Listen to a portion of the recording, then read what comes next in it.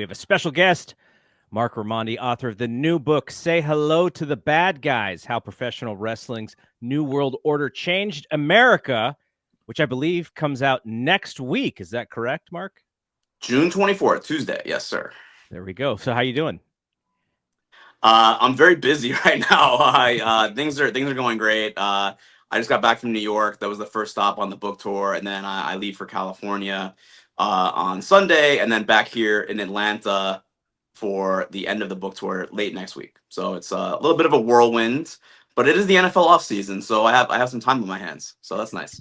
So where are you going to be appearing?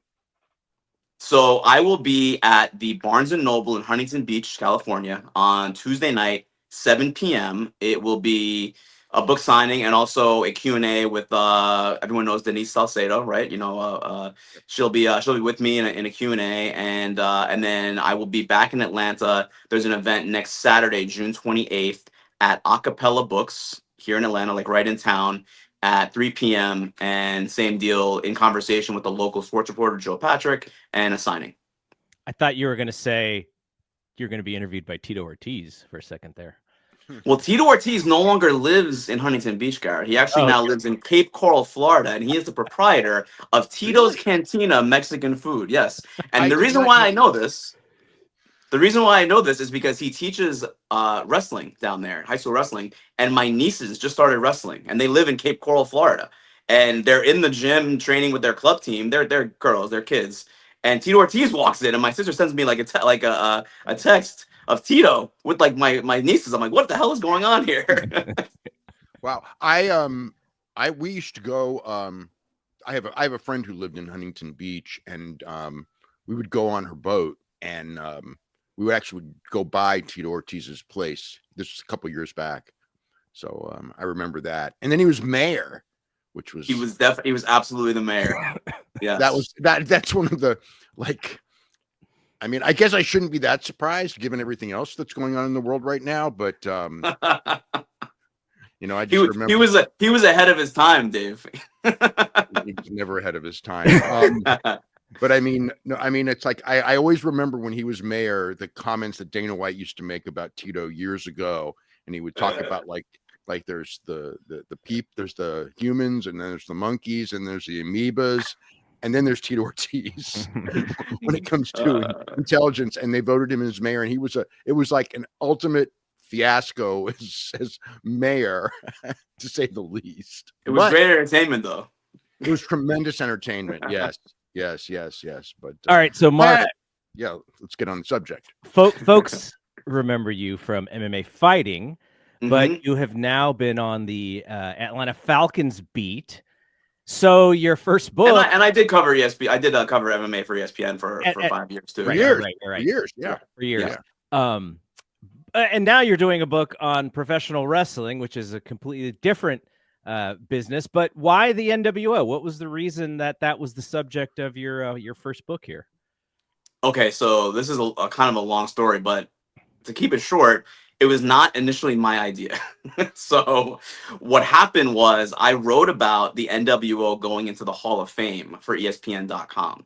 And WWE gave me interviews with Hulk Hogan and Kevin Nash, and I wrote the story for ESPN.com. And it was something where I could have really written a very short, quick news story about the NWO going to the Hall of Fame. I didn't. I wrote probably 2,000 words. I know that's like dropping the bucket for Dave with the Observer every week, but it was for ESPN.com a pretty long story. So and then I did that, and I overwrote it because I grew up with the NWO. I'm 40. I was 11 when it started, and it was a pretty big part of my childhood. 90s wrestling was a massive part of my childhood. It was a big deal back then, and so I overwrote that story, and then I didn't. I moved on. I just like anything else, you write your article and you're done. You don't think about it again. And then in May 2021, I'm sitting in a hotel room, and I'm in Houston, Texas. It is the Michael Chandler versus Charles Oliveira fight week, and it's a Thursday. The press conference is in a few hours, and I get an email from someone who says they are an editor at Simon & Schuster. And this person, who is allegedly an editor, is asking me if I want to write a book about the NWO. And the first thing that I thought was, this is a scam. and it's a Nigerian prince, and he's going to steal all my money if I reply to this email. So I honestly Googled, this person's name to make sure that it was legit. And it turns out it was an actual editor from Simon and Schuster, which is one of the biggest, publishers. And I wrote him back, and we spoke on the phone, and we really connected right away about kind of like our vision and our, our affection for wrestling, and our kind of vision of what the NWO did in the 90s and how it has bled over into, wrestling and now culture. And then it was just kind of, off to the races. I had to hire an agent. I've never had an agent, even from like my media contracts. So I had to hire a book agent. I had to write a proposal. That took me like almost a year to write the proposal.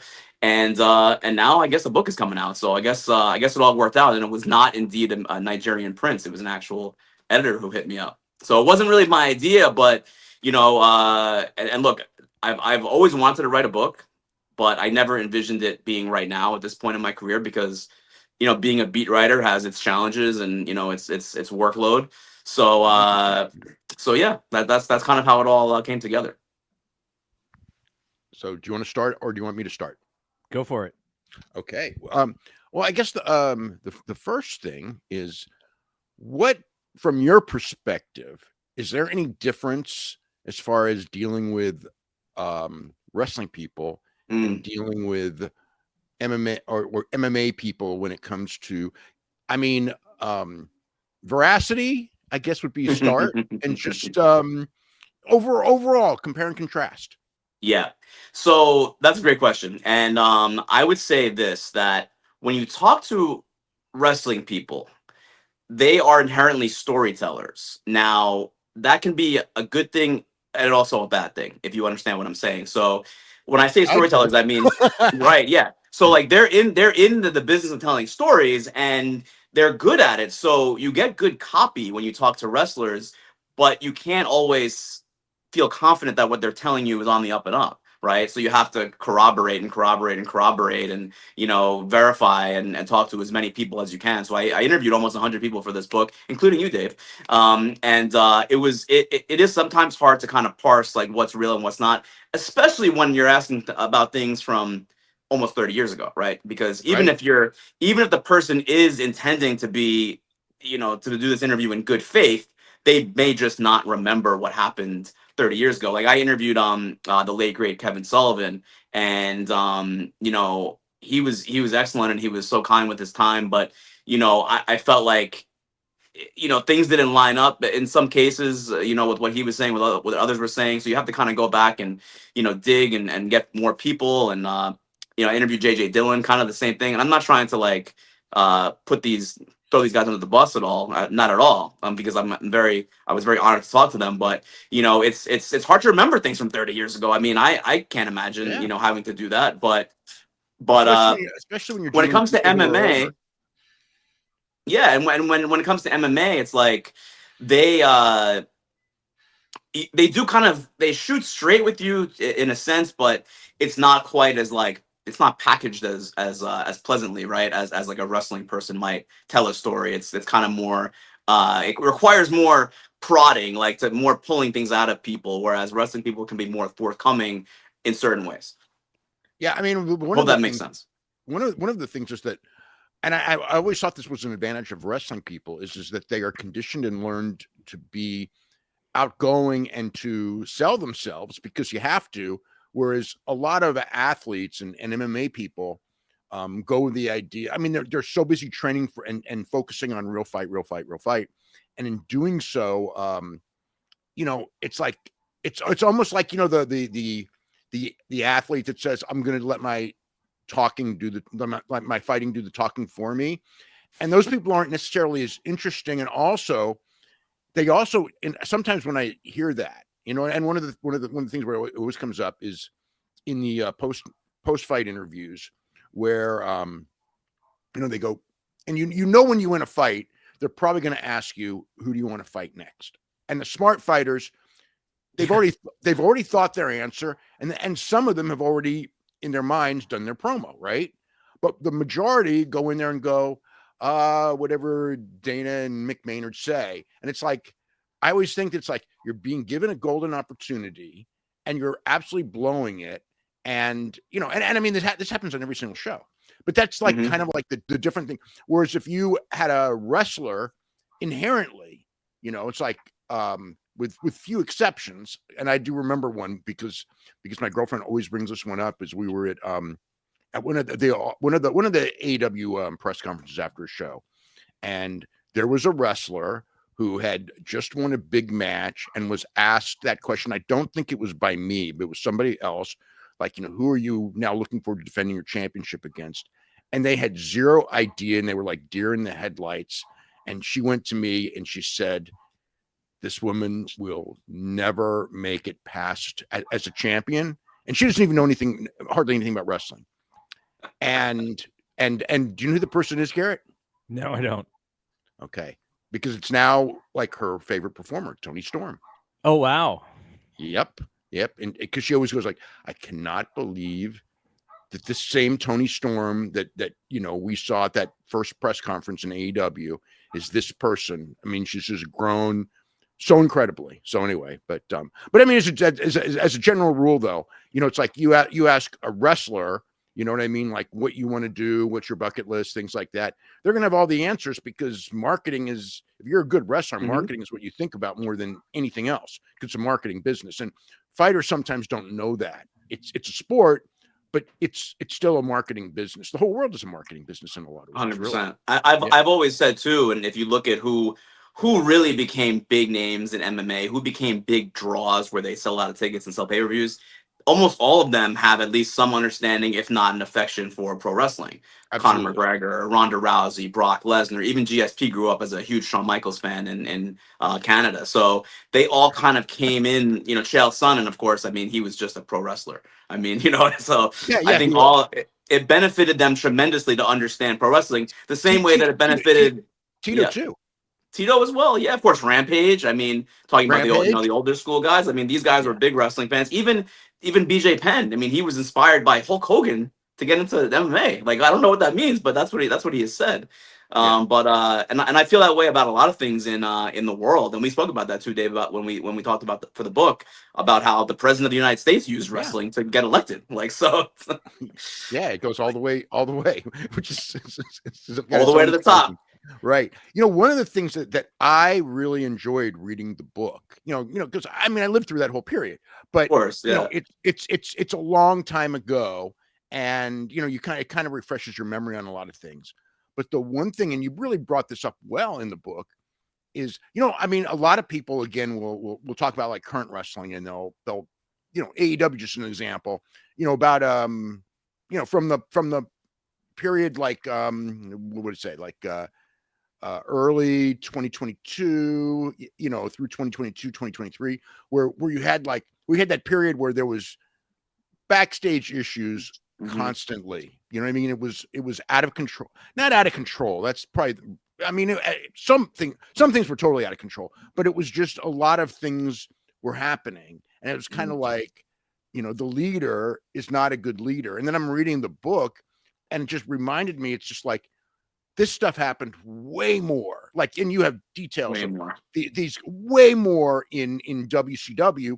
When WCW was at its most popular, these guys were not getting along. They were not business at all times. They were all for themselves, which is very different from a lot of the talent now. I mean, because the talent, it's a lot more of a team atmosphere now. And not only that, Dave, and not only that, but these guys were all drinking a lot, taking a lot of drugs. Absolutely. Steroids, painkillers, somas. I mean, they were high, and they were, you know, on the road for 300 days a year. So like the mental and emotional and physical toll that was being put on their bodies was just like nothing like it is now in wrestling. Yeah, but I mean, it's interesting because, you know, you go through these things, and I think that was also interesting, the fact that, you know, like you know, you would have these, and a lot of it's Hogan and Nash, right, who were you know, there's certain things, and even now, in a sense, they probably both have a better perspective on it. But at the time, you know, Hogan is, let's face it, Hogan has always been only for Hogan. Okay, always. And Nash has always been for Nash. Like, a lot of the guys now are for the team. You know what I mean? Like if you know, on both companies, it's like, what can I do to make the team better? These guys, nature of the contracts and things like that, and the incentives of the contract is, I just want to get my money now, and that was the goal. Get my money now. And I mean, in a sense, look at the end result for the business. It was a disaster because the loss of WCW to me was the, probably the worst thing that ever happened in wrestling, which is funny because it was just a couple of years after the Monday Night Wars, which one could argue was probably the best thing that happened in wrestling. After the territories died, was that period, because it was so, that was such an exciting period, because every show you had something to talk about because they're both fighting with each other every week. And, the insanity of like, and this is literally true. They're trying to time their commercials. You know what I mean? And they're both watching the other show as their own show is going on to time the commercial breaks and to go 2 minutes over in the overrun. So you get 2 minutes, like, where people switch over. And maybe that'll be the difference in this 0.011 ratings, deficit, especially in 98, when it was really going back and forth. And in the early, like 95, 96, before that period where, Hall and Nash came in and Nitro went to 2 hours and basically took off for that one period where they were always going to win, for a period there, before and after, there were those really close periods. And then at the end, it turned out in the other direction, where WWE was winning by a landslide by the end. But that's so great for fans, by the way. Like I'm sure you guys agree. Like when both sides are trying to one up the other and compete and beat the other, it usually is a good thing for the fans because they're giving fans more of the product, or a better product, or more cutting edge product. And that's missing a lot. That was missing a lot for a long time in wrestling, and I feel like that's missing a lot right now in MMA. I feel like the UFC is pretty much running unopposed, and there is no incentive for them to try to put on show. Remember when when Strikeforce and Elite XC and Affliction, they were counter programming, they were putting Anderson Silva on regular television on Spike TV to go up against other promotions. That was a fun time to be a fan, and now it feels like it's a very different time in that world. Yeah. Well, I mean, in MMA, I think that, what happened in MMA, and it really happened with WWE as well, is that once you're getting all your money guaranteed, the incentive becomes very different. You start to play it safe because it's like your money's guaranteed. Like in the early years of UFC, when I started covering it, when it, I mean, in a sense, like, I don't want to say they were living hand to mouth because that's not quite right, but it's like everything was on the next pay-per-view. It's like you did everything you could to make sure this pay-per-view drew, because that was where your money came from. And the same with WWE and WCW, whether it was the ratings or the pay-per-view, it was like, those numbers were so important. And now with WWE, it's like they could put on a 5-match pay-per-view. And I'm not saying it's bad. Some of them are really, really good, but they'd have never done that when you had to pay, $40 for the pay-per-view. They'd have never done that. And with UFC, I mean, some of these Saturday cards, I mean, let's face it, years ago, I mean, I look at these cards and I go like if I was still, 24 hours or whatever it is, 12 hours a day working UFC, I'd be pissed at having to watch some of these cards. And the whole time I worked in UFC, I could never think of a card where I was like, oh God, why am I wasting my time on this card? The cards there was always something I looked forward to. And usually mini matches, whether it was the pay-per-view or just the thing. And then with the Strikeforce, it was the same thing. It was like those Strikeforce shows were awesome. Really, I went to so many awesome Strikeforce shows. I went to so many awesome WC shows, right? Even though they were kind of owned, they were owned by Zuffa, but it was like, it was a differentiation of the product. But yeah, it was in that sense, it was way more exciting. But I think that the thing is when your money's guaranteed and you're going to make $300, $400, $500 million in profit for a year, you're not as hungry. And then when you have no competition, that makes it even worse. I mean, let's face it, before AEW came along, WWE was the same way. They were on cruise control. I mean, thank God AEW came, because they're much, much better now. And with UFC, I don't know if that's going to change, because number one, Tony Khan was such a unique person to, to start it the way he did and have the money to do it, which is the key.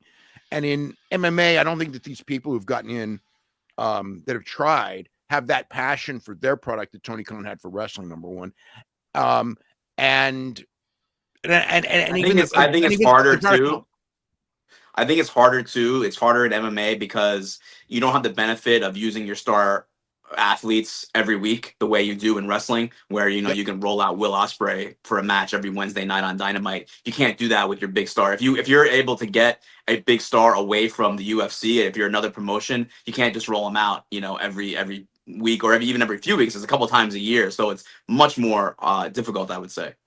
Yeah, I think it's also just more difficult also because in wrestling, and actually be harder in wrestling now, but in wrestling in 2018, 2019, there were a world of super talented guys that were not in WWE, that WWE didn't even have interest in because they were still narrow-minded in their viewpoint of what a star looked like. So you had a great nucleus of people to start with.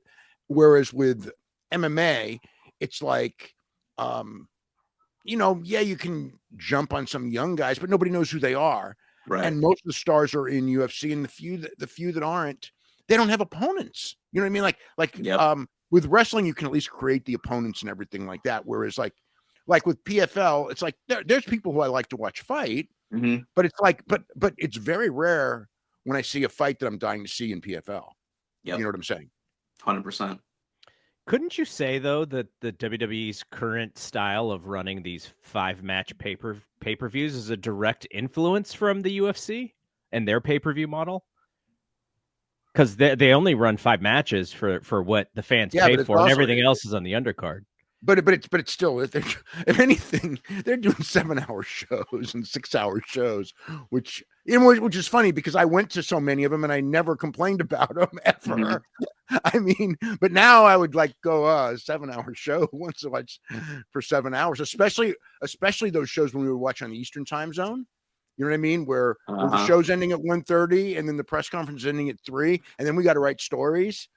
I mean, those were brutal, but I never thought of them as brutal when I was doing it. But when I look back, it's like, man, like after the first Toronto show, if you remember, the one with GSP and Jake Shields, we were out there, or the first Garden show, the first match. Were you at the first Madison Square Garden show? The one with Connor? Yeah, of course. Of course. Yeah. We were up all night that night. Oh my God! It was insane. Yeah, I was a few of those MSG shows on the East Coast. I was like questioning my life choices of what There was one year where it was daylight savings time that night, so like the clock turned from 2 to 3, and it's like I'm listening to Daniel Cormier talk, and at a press conference, and it's 3 a.m. Like, what am I doing with my life? No offense to DC, I love DC, but you know what I mean. Yeah. So getting back to the period of the NWO and everything like that. What did you like in talking to these people and going so in depth in this thing? What were kind of like your big takes on what you didn't know, what you learned? And especially, I'm more interested in the backstage machinations as opposed to what we saw on TV, which we all saw on TV. You know what I mean? Like, what did you kind of learn about that aspect that I don't know, fascinated you the most or just learned the most? I definitely think the tightrope that I think say what you will about Eric Bischoff, and I know that you Dave and don't really get along with Eric all that well these days. I know things were different back in the day, but I feel like at the end he was kind of is that Andrew Jackass calling? I don't know. Can't tell if, I pay attention. So I think the balancing act that he was able to pull off for 2 years, really, because things got like very political in the NWO pretty early on. Like before the end of '96, Hogan and Nash were kind of not big fans of each other, and Bischoff was able to kind of walk that tightrope a little bit and maintain some semblance of business where things were still doing well. That did not last forever, obviously, because I would say, when Sean Waltman got fired, that was a pretty big turning point in what was going on politically. That was such a huge mistake. Yeah, massive mistake because Nash and Hall, like, they shut down after that, and like they were giving to an extent for the people that they liked, right, as far as creativity. And when Waltman got fired, that all ended, and it was pretty clear to a lot of people almost everyone that I spoke to for the book, like behind the scenes folks, all said that, you know, Bischoff was you know, Team Hogan basically. You know, Bischoff Oh was yeah. always gonna err on the side of Hogan, and you kind of understand why to an extent, because it is Hulk Hogan. And looking at like you know, looking at everything from a new lens, because you know, I was pretty young when this happened, and I loved it, you know. But if you look at like how, like, the trajectory of the NWO and how it went, and now kind of knowing what I know about wrestling, it's like, okay, fine, you break off the Wolfpack as a new unit, and they're over as hell. I mean, they're incredibly popular as baby faces, and Hogan and his black and white crew are hated then as the NWO. And it was a necessary dynamic because Hogan and Nash wanted to kill each other, but it also did create potentially compelling television. However, the most logical mashup, when you pit Kevin Nash's Wolfpack against Hollywood Hogan's Black and White NWO, is what? A match between Hogan and Nash. And we never got it because Hogan just wanted to face the guys from the 80s or the early 90s. He wanted to face the Warrior again. You know, he didn't want to face Bret Hart. He didn't want to face Kevin Nash, or at least there was no finish to those matches for, you know, for political reasons. And when I'm watching it back, even the second match, even the second match never happened with Bill Goldberg, which would have been right, a massive match. I mean, right, like when people talk about like the Hogan Goldberg, and you know, I always and people bring up, you know, you were critical of it being on TV, and it really wasn't that. I was not critical that week. I was critical that we never got the rematch, because the rematch on pay-per-view would have been gigantic. I mean, Hogan Goldberg was, you know, at that time, that was like a real monster giant match. And the only problem is that at that point, beating Bill Goldberg would have been stupid, and Hogan knew it. So we never got the match, instead of, you know, again, because Hogan, you know, one of the things, whether it's from my memory of what was going on and reading your book just brought it home, is Hogan is always for Hogan. And one of the things about that was with Bischoff. Bischoff was Team Hogan, and there was a point, you know, and Zane Bresloff, they were Team Hogan. Okay. And there was a point as this thing is going up where being on Team Hogan is the team to be, because you're taking it from here to here, and it's on the way up. And Hogan's ideas were the best ideas for the company. Then it got to a point where Hogan's getting older. Nothing lasts forever. And Hogan's ideas are for Hogan, not necessarily the best for the company. And it's hard to pivot. And Eric, you know, that was one of Eric's mistakes, was his inability to pivot at that point. I mean, I remember a conversation I had with him, and this is when things were starting to go down. So it's 98. And 98, they're starting to go down. Rock is starting to get a little life, but Austin's huge. Okay. Austin's huge at this point. And Eric is trying to convince me Austin's a flash in the pan. And it was basically like, you know, where Hogan goes the money. I remember that line, where Hogan goes the money. And I go, nothing is forever, Eric. Everyone's got a shelf life in this business, you know? And it, you know, 10 years from now, we're not going to be talking about Hulk Hogan, and you got to be preparing for 3 years, 5 years. And he was still fixated, like, okay, you know, Austin's kind of getting hot, but it's not real, because real is Hulk Hogan and everything else is just a flash in the pan. And it's like, and I can understand that mentality to a degree, because let's face it, from 84 on, and now we're in 98, so it's 14 years. It's basically been the truth, where Hogan goes the money. You know, with WCW, it took a little while, but they became number one. And Hogan was the most popular, famous wrestler in the world. No one was going to eclipse his fame or popularity. But that's still, like, again, but he was aging. You know, Vince made the mistake when Hogan was getting to be like 38, 39. It's like, we got to pivot. You know what I mean? He's too old. You know what I mean? So Vince made the mistake too early. Eric made the mistake too late. But I think that, you know, that was, but, you know, at the point where Hogan's booking ideas, which were all for him, for a time, for the most part, you know, you could argue different things. You could have done more with Vader, could have done it differently. We all talk about, remember the power bomb by Vader, and he gets right up, and it was kind of like, oh, come on, that's a money match. And you just like ruined his finish. You know what I mean? So there was always, and this is when they were on the Ascent, but, you know, but it's like there came that point where listening to Hogan was no longer the right thing, because you had to make Bill Goldberg bigger. Bill Goldberg had to surpass Hogan. Nash had to, get past Hogan because he would always be under Hogan if he didn't get past him, right? I mean, Mm-hmm. no matter what he did, nobody could be the super big draw, no matter who we're talking about, until they get past Hogan, and Hogan would never let anyone get past him. Right.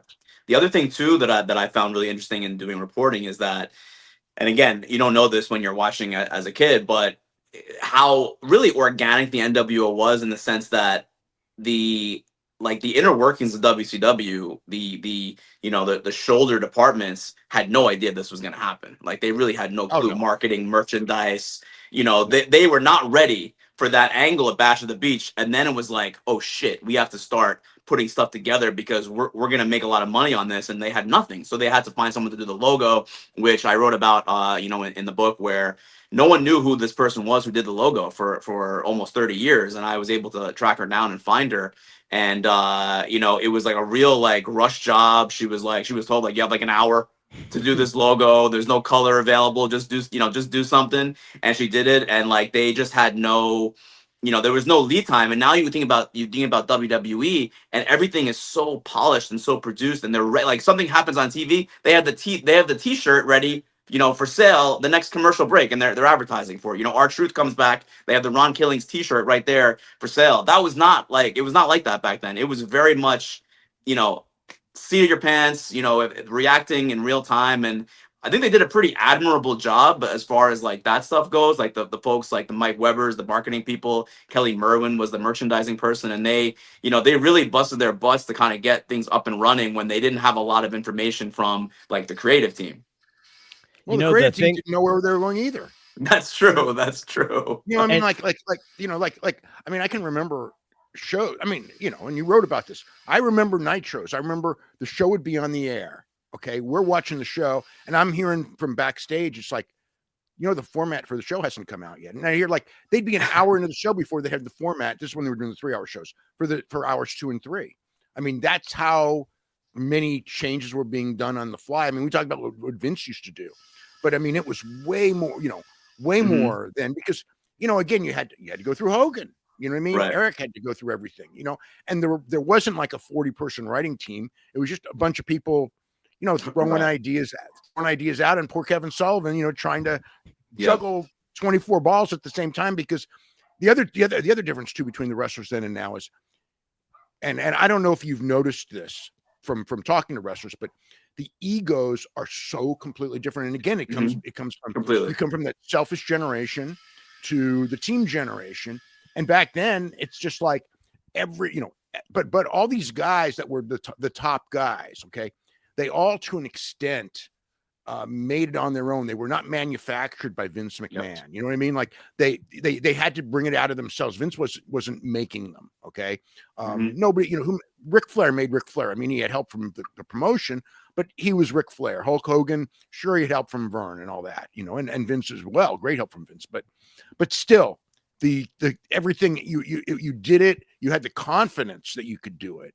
And you had the ego that comes with that confidence of being able to do it. And he had star power that was unbelievable. And it's a plus having all that star power, but the negative of having all that star power is that they all want to be the guy, and they all think they know how to be the guy because most of them had been in it for years and years and studied it and everything like that. And every one of them had a different idea. And there was no Vince McMahon at the end who's just going to go like, this is what we're doing. You know what I mean? It was just like, Hogan, I guess, would have been closest to that, and Eric too, but it wasn't, like Kevin Sullivan's the booker, but it's like he was the politician. You know what I mean? His job was to somehow enable all of these guys to not kill each other and to cooperate with each other, and who many of whom were not really cooperative guys. And I would argue too, Dave, that you had to be selfish in that era if you were gonna make it, because everyone else was gonna backstab you. Everyone else was gonna look out for themselves. So you had to be. So it's like the culture has changed, not so much like the actual human beings have changed, but the culture has changed, and that was necessary, because if you weren't selfish back then you were dead in the water. Yeah, one of the things that brings that this comes up is when Bret came, in end of 97, early 98. Yeah. And it's like we're sitting there going like, I mean, hey, look, Eric told me Bret Hart and Hulk Hogan next year, Starcade year build. We're going to do the Sting thing all over again. Okay. And nothing happened like that for, a million reasons. Yeah. But one of the things I know from Bret was so used to working with Vince, and and Vince was receptive to his ideas, but Vince controlled everything. And it was kind of like, if Bret produced in his mind, he would be rewarded by Vince. I mean, Bret had all kinds of problems with Vince over the years and everything like that. But he goes with WCW with all those sharks who, it's like they're not there to get Bret Hart over. And Bret was kind of like the outsider to everyone. So he's kind of sitting back. And by sitting back, just waiting for them to do something, they essentially did nothing. And then you started having the thing of, why is he making so much more than we are? Because, he was in the right place at the right time to get the contract. But what did he ever really prove? I remember, Savage. It's like, what did Bret ever really do? You know what I mean? It's like, yeah, he was champion, but their business wasn't anything like when we were on top, right? Mm-hmm. So it's kind of like, and he's making $2.5 million a year, which is more than we're making. You know what I mean? And we're bigger stars than he is, whether you are or you aren't. You think that, and that's the hornet's nest he walked into. Yeah, and it was like he went from a place where him and Shawn Michaels hated each other, right? And he was going to a place where Shawn Michaels' best friends were two of the top guys in the company, Kevin Nash and Scott Hall. And the other top guy was Hulk Hogan, who also didn't like Bret Hart, who Bret hated from '93 when, he wouldn't drop the belt to him in favor of Yokozuna. So it was like he was going to a place where the top guys, the real politicians and the decision makers, the guys that had the clout, did not like him. And he told me, when I interviewed him for the book, and he was very gracious with his time, and he said he's been told, numerous times since then that every booking meeting, if Hogan was there, Nash was there, they would undercut him. They would make sure that he was not getting anything. He was just like, and as a kid, you don't understand, watching him like, this is Bret Hart. I just saw him, in WWF, he was the top guy, and now he's like, what the hell is he even doing, And then like he's in the NWO, he's not in the NWO. And I asked Bret actually this point blank. I was like, were you ever actually in the NWO? And he was like, I don't even know if I was or not. That's how crazy the creative was. I just love the story that when Wrestling with Shadows came out and they were and he was a heel, that instead of using Wrestling with Shadows, which drew a very strong television rating, to turn him babyface, the most obvious thing. The decision was to take him off TV for a month or however long it was. It was for weeks though, because they were afraid that he would get cheered and they didn't want him to get cheered, and I mean, there's so many Bret Hart stories, from that period, but, even Ric Flair, who, will politic with anyone and all that. Right. But there was you got to remember Bret and Ric Flair, had their problems from WWF as well. And, I mean, and when Rick was gone, Bret badmouthed Rick a lot. And, Rick will act like it's water under the bridge, but that's another person who was not going to go to bat for him, even though he was the first opponent for Bret and everything like that. But yeah, Bret came in there and yeah, it's like with all these people, and sort of the darling when he first came in, because of Survivor Series actually would have been and should have been the greatest thing that ever happened to Bret Hart's career. It wasn't, but it should have been. I mean, he punched Vince McMahon. He quit the company. I mean, what's more defiant than that, right? Walks into the other company, world champion who had the belt stolen from him. It's almost like you've got this real world champion deal, kind of like Benoit to a degree, which WWE squandered when Vince had it with Rick, and Vince squandered that one too. But it's like you have that dream thing, with his two champions and everything. And they Starcade '97. I mean, he was almost dead in the water after that whole debacle in Starcade '97, and people forget that it was like the domino effect of that match where it hurt everyone. It hurt Hogan. It hurt Sting. It hurt Bret Hart. It hurt literally everyone. And and people also forget like the follow up to Starcade '97, where look, things are still good. The business is good. You're going to give them some grace, right? Okay, we've enjoyed WCW as a fan for a while now. And then like the follow-up to that was so heinous. It was so terrible and I think people forget, like people always circle, Starcade '97 as kind of like the beginning of the end.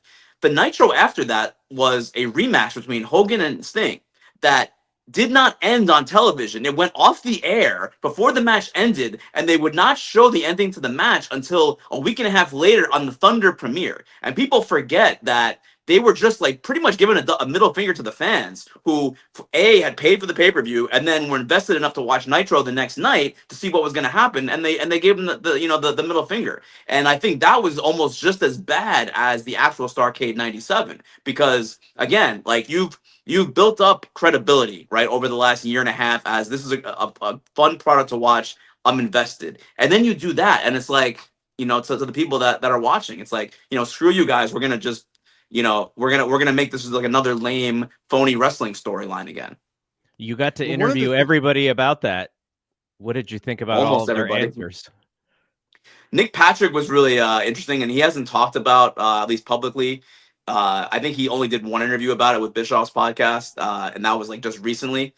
And he basically told me that, and I'm sure, Dave, you've heard this story, or maybe his story has changed. I don't even know. But before the show, Starcade 97, Bischoff comes to him and says, normal count, regular count, nothing fast, nothing slow. Sting comes to him, and Sting is like, fast count. You got to do the fast count, and we're good. And then Hogan comes to him and says, slow count, brother. Slow count. And Nick Patrick's like, I don't know what to do. Like, I have no idea what to do. He thought he was being set up to fail. He thought he was being set up as kind of like the scapegoat for this whole mess when it happened. He thought he was gonna get fired, and it didn't happen because I have no idea what was going on behind the scenes, and he pretty much just did what Bischoff told him to do because Bischoff was his boss, essentially. I mean, he was his boss. But yeah, it was just it was a unique and weird, a very odd ending. And I watched it back, and by the way, I watched over 500 hours of WCW for this book, and I'm actually still married somehow, and I'm still mostly coherent. My brain is not turned completely to mush, only a little bit. So the thing about that, how much of that was 2000 though? No, I didn't get to 2000. I watched from just before the NWO started in 96 to like midway through 99. Yeah. Once the NWO was pretty much, done, I stopped. I went back and I watched like the NWO 2000 stuff, but I don't even consider that almost as like NWO canon. That's just kind of like whatever. So the one thing that this my thought was, because a lot of people will talk about that Starcade, and then the counter argument is that business was bigger in 98, which was, but the key to me was that and what saved 98 completely to me was Bill Goldberg. Mm-hmm. And that was a total accident. You know what I mean? It wasn't like they're sitting here, with this, hey, we've got this ex-football player, he's got a cool look. We're going to just give him 3 moves and he's going to play MMA fighter, because MMA fans are into quick matches, and we're going to do this. It was just like, I mean, because I remember the conversation so well. Mike Tenay called me up and he just goes, I got this idea, for Bill Goldberg, because Bill was starting to get over, but, and he just goes, what do you think of the streak? And I go like, it's a great idea. And then like the big thing is we went back and we didn't have, what's WrestlingData.com back in those days. Mm-hmm. So we had to go back in all the observers and go back and so the key was, like our thing was wrestling's fake, but the streak's got to be real, right? So the number's going to be real. The idea, it's like we're going to do the streak, and then the streak took on the life of its own because there was enough internet at that point to where people knew the house show. So they knew Bill wrestled twice this last week, and they all came up with their numbers, right? So this happened for a while. And then for God knows what reason, because it was like we both, when we would just keep the streak real, and I don't know how you're going to do it because these guys are they don't get it. And then it was like they started making up the numbers. And then people, that followed it go, okay, it's a fake streak. They stopped bringing their numbers because we don't, they're going to add 10 this week, even though he didn't even have any matches. And it was like, I'm not saying that that's what killed the streak, but it was just a dumb thing to do. And then, that made, but it did make the streak uncool. It made the streak from the coolest thing in the world to totally uncool fake wrestling. And, Bill started getting a few boos here and there. Business was still good. And then really, you had the end of the streak, and then that goddamn unbelievable, horrible Elizabeth accusing him of sexual assault or whatever it was on the Nitro the day before when everyone's expecting the big rematch. And then you have the finger pointed doom. And it's just like, God, I mean, it's like their business was so strong and they had, so many guys that were over. And it's like, what a unbelievable sabotage from that period on. I think like the end of 98, that finger pointed doom thing, they got about 2 more months out of that. But from that point on, it was just like, it was just all but even like I would even argue like even by like mid 98, the creative had dropped off like drastically for WCW and the NWO. Yeah, because they were, if Rodman and Malone kind of saved them a little bit because that did a big number, and then And the Jay Leno stuff was what it was. It still did decent business, but then all of a sudden, Hogan brings the Warrior back, and that's just a mess, and nobody wants that. And that match was terrible. The flash paper, right? The fireball that was just it just looked terrible. And to me, it's like, and I've learned this from you, Dave. Like the business lags behind the creative. So like the business might still be hot, even though the creative is not. And you could definitely see that go down where I enjoyed WCW 97 immensely. I thought that was great wrestling. And then, by mid 98, it was like, this is kind of a tough watch, to be honest. And the business was still good, but the creative was not. The other thing too is one of the things that I thought really, to me, that started what to me was a strong negative was the Eric Vince thing. You know what I mean? Where Eric started doing the martial arts stuff and challenging Vince, because at that point it's like, okay, WWE was starting to pull ahead in the ratings, but it was a dogfight. It was close a lot of weeks. WWE was WWF, obviously. They were the better product at the time because WCW's creative was going downhill. But they had so much star power. They had, Hulk Hogan, Bill Goldberg, and all this, right? Mm-hmm. Yeah. What I thought when I thought that night, and it was the same thing that I've told people with AEW, is you never go on TV and basically tell the audience that you're losing. And I felt that when they started losing the ratings, okay, they're losing a little bit. Who the hell cares? WWF lost for a year and a half. You know what I mean? It's like, it's a close race. It's a real fight. You're in a real fight. Maybe you're a little behind. Uh-oh. Did we lose Dave? Uh-oh. We lost him. I will attempt to get him back on here. Yeah. But I do have a question for you as it relates to Starcade 97, because the whole thing about Hogan seemingly, and it kind of talks about Dave Hogan only looking out for himself, but he was so worried about what was coming out of Starcade in your reporting. What comes after I lose this title to Sting, because it's really about the money. And then you soon there posted what he was making versus everyone else. And, maybe outside of Bret Hart, he was like making like 4x of what everyone else was making. So he was really worried about where he was going next, and but all of his stuff was guaranteed and he was getting all this money. So that part, it is very selfish, but I kind of wondered what you thought about that aspect of the Sting finish having to do with what's in it for me, and this is why I might not do business the right way. My theory on that, Garrett, is that since 1990, from the Ultimate Warrior match at WrestleMania 6, Hulk Hogan had been very paranoid and very insecure that someone was going to take his spot, or someone was going to be booked to take his spot. And I think that Hogan really felt like that was a betrayal from Vince McMahon in 1990 to have Ultimate Warrior go over him in WrestleMania.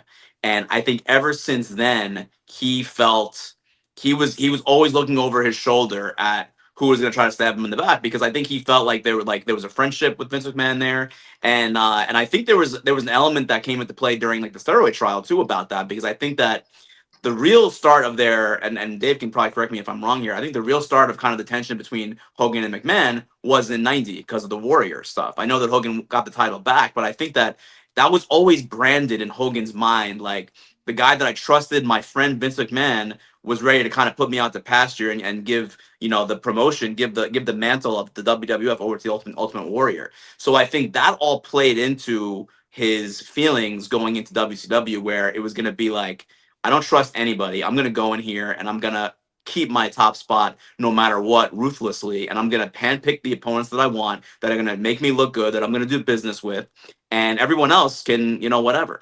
And I think that's really where all that stems from, going to Starcade 97, where he felt like he thought he was almost having like a deja vu experience, where Sting, a guy in face paint like the Ultimate Warrior, was going to be taking his spot at the top, and he was so worried that was going to happen, and he pretty much did everything in his power to kind of sabotage it in a way. Well, I mean, he did sabotage Sting, which was amazing because, you know, they got Sting way more over than he ever had been before and ever would be again. And, you know, and then like they, you know, like they just, you know, when it should have been the ascent, you know, the big climax and the big thing. And then it just was, you know, yeah, I mean, it was, and it was funny because I remember that the day of the show, it's like, to me, it's like, I know what this has to be. Every fan watching knows what it has to be. Okay. And then I watch it and it's Hogan's mopping the floor with the guy. And I'm going, what is this? And, you know, I mean, I know they say he didn't have a tan and he wasn't in the best shape. And it's true. Mentally, he wasn't in the best shape. He wasn't impressive. You know, I mean, that was true. But so fucking what? You know what I mean? It's like, I've seen guys a whole lot less impressive than him get over when they're used the right way. And, you know, by the time that was over, it was like, and I knew what that finish was, but then it's like, you know, why did Nick not do the fast count? Now Bret looks like an idiot. You know what I mean? Now everybody looks like an idiot. And it's just like, you know, it was, you know, they had a great year the next year, but that was where, you know, the cracks started coming, you know, for sure. Any other questions about the book or anything that Mark's doing, Dave, before we let him go? Okay. Yeah, I just I'm losing you guys a little bit. I'm getting like a lot of feedback for some reason. I can just hear a dog. That's all I hear. Yeah. I do hear a dog barking, however. I do hear that. Yeah.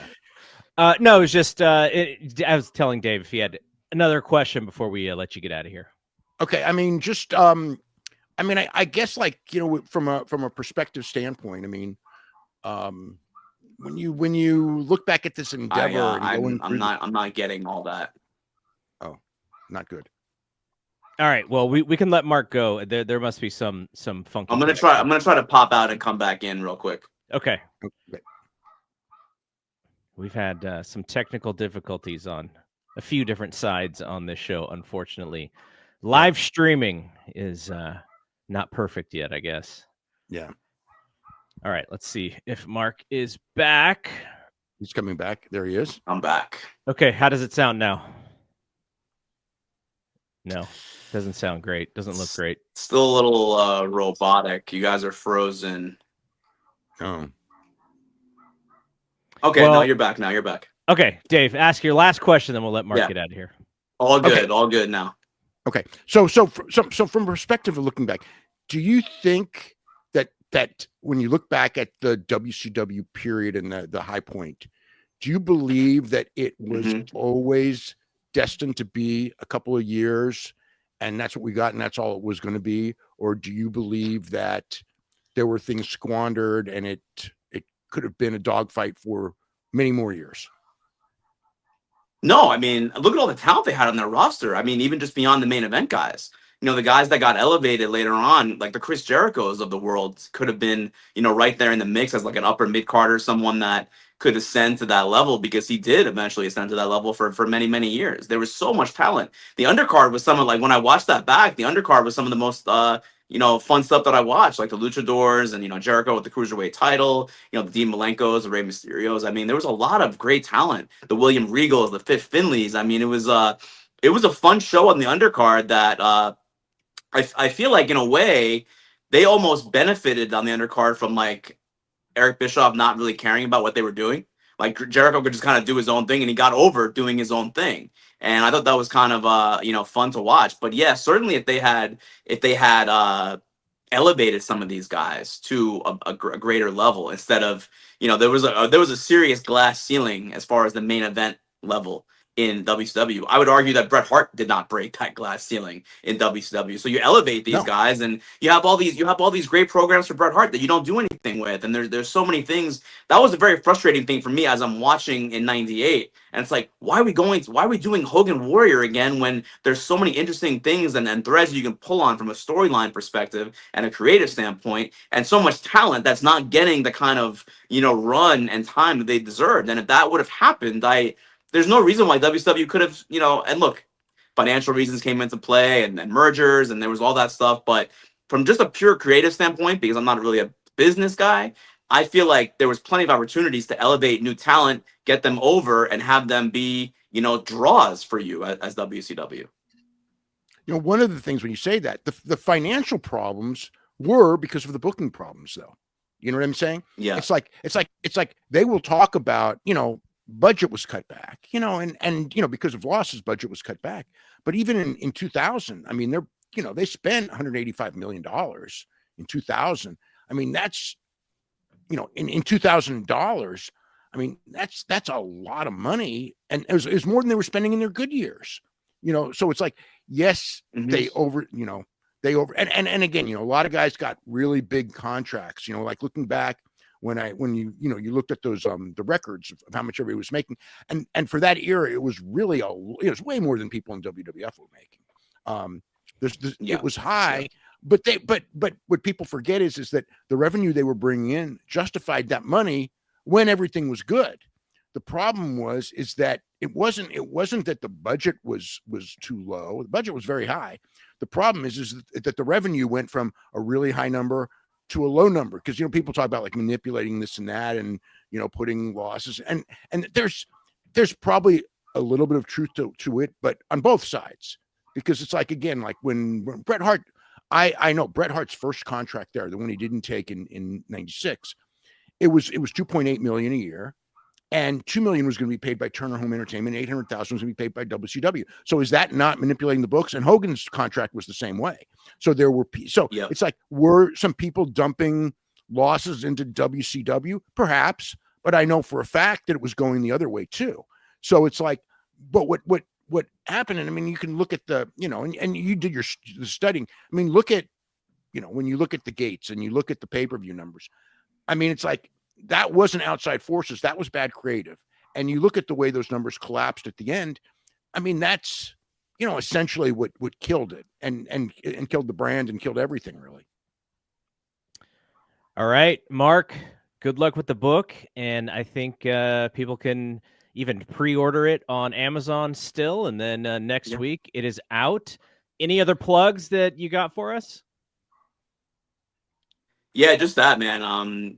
Say hello to the bad guys, out on Amazon now. Pre-order, Barnes & Noble, Target, Walmart, wherever you get your books. Comes out officially on June 24th. And I've been told that no wrestling book written by a journalist has ever made the New York Times bestseller list. And that is something that we're kind of striving to do. So really? I think that would be a cool thing for the wrestling community if that happens. It's not a memoir, right? It's an actual, like, cultural look at the NWO from a different perspective. So I think that would be pretty cool.